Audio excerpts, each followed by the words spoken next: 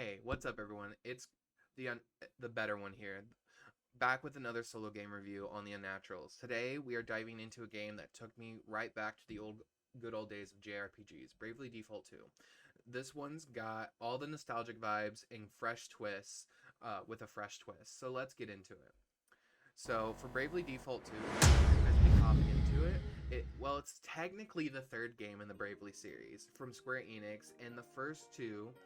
And like the first two, it brings an old school turn-based RPG feel you've got from the four main characters, trying to save the world from a dark threat. Nothing too original here, but the gameplay and the job system, that's where truly this game absolutely shines.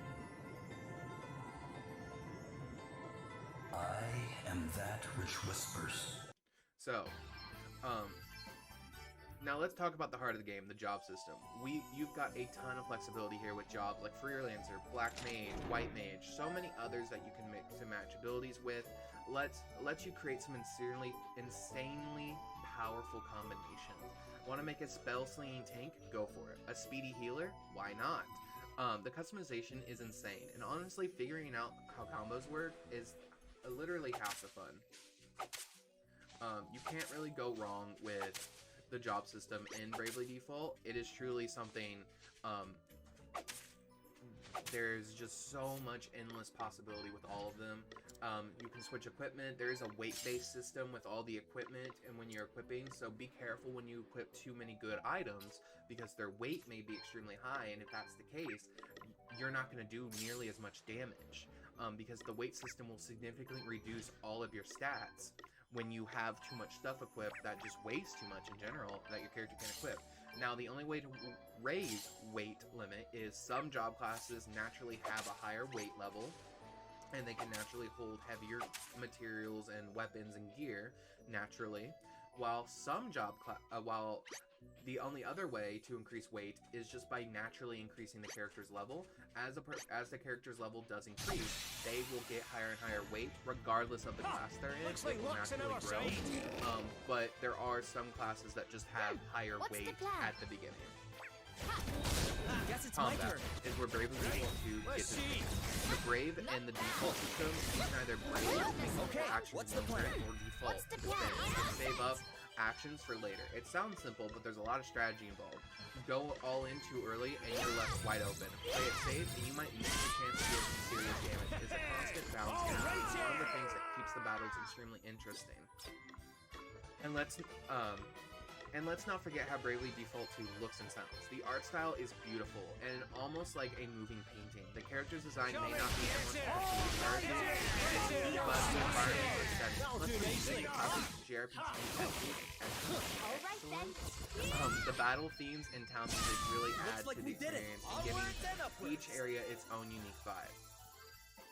Alright, so you know I've got to talk to you about the meh, right? First off, the difficulty spikes in the game are absolutely no joke. 1 minute you're crushing through enemies like simple goblins and sludges and slimes across the beach, and the next the boss absolutely wipes the floor with your team.